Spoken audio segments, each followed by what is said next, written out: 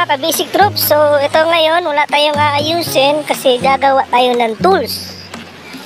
Para saan ba? So yung gagawin natin na tools is para dito, yung pangtanggal sa lock ng fork. Gusto nyo yan? Di ba yung cap dito sa taas, mahirap yun, kailangan mo pa ng kasama. So gagawa tayo para hindi tayo mahirapan. Kasi nga, ka-basic troops, wala tayong mga tools, so gagawa tayo, magdi-DIY tayo. Ayun, so yan yung motor ko, guys. Kaya tara na. So guys, pupunta ako sa yan yung gagawa ng ano ko, DIY tools.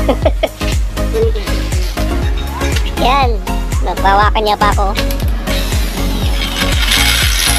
Yan, gagawa kami. Yang siklap na yan, gagamitin natin yan. Yan. May ginagawa sila dito. Yan, nagawa ng septic tank. Yan. Yan. Ay, hindi pala, swimming pool pala gagawin nila dito. Kasi may tubig na.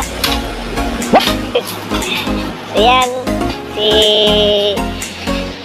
Bus Amo, tata. Guys, gagawa siya ng yung holder ng shock para matanggal yung lock niya at hindi na mahirapan. Yan, wait lang. And guys, panuorin nyo kung paano niya gagawin. Yan, bumili kami niyan para sirain lang.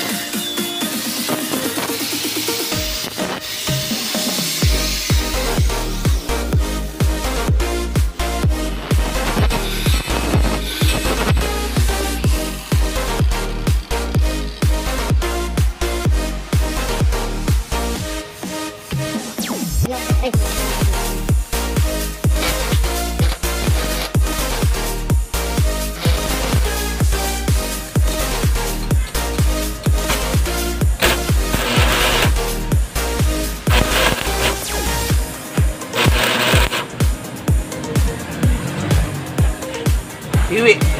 Na. Sorry. Oh. Talpak, guys.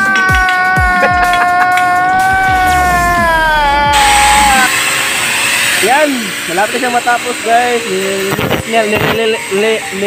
Nilinisan niya lang. Wow naman. Wow. Guys. Wow. Yan. Yan yung tubo, yan yung ipapasok natin doon sa fork ng motorcycle. Ay, oh, yun nga. Yan tubo mamaya, papakita ko sa inyo paano gamitin, pero wala pa tayong shock kasi wala pang nagpaayos, kaya demo lang muna. So ito, guys. So yun, paano nga ba ito gamitin? So simple lang, no? Ilagyan natin ng bolt dito. For example, ito yung inner tube. Yan yung inner tube, di ba? May lock yan dito. Yan. Ipasok nyo yan dyan. Yan. Di ba sa inner tube, di ba may lock yan dito? Di ba may parang kanal dito? Dyan yun, ipapasok yung kanal. Dito na yan, ganun. Yan. I-lock mo yan dito. Wait. So yan. I-lock natin. Yan ang ingin ng mga kasama ko dito. Yan. Ay, naiwan. So yan, diba? Kung makikita nyo, may lock yan siya dito. Yung sa original. Igaganon mo lang yan. Yan. Para makuha yung lock na parang circlip dito, di ba? Yan. Pag nandyan na yan, yung lock niya is mapababa siya. Yan. Ganun siya. Then,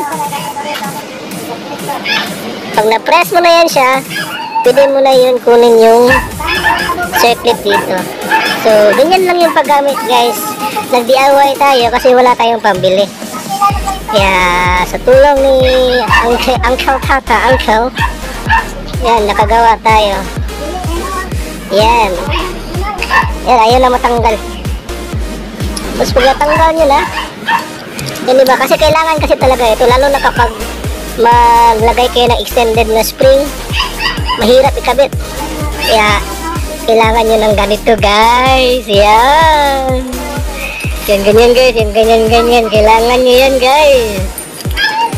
So, marami tayong magagamit dito. Pang-ipit, ganyan. Oh my God! Yan. O, diba? Daming gamit yan. Press mo lang. Ganun. Kaya, guys, if may natutunan kayo o may nakuha kayong idea, i-share nyo din sa iba. At saka, syempre, huwag nyo rin kalimutang mag-subscribe and like and hit the notification bell. And guys, thank you for watching.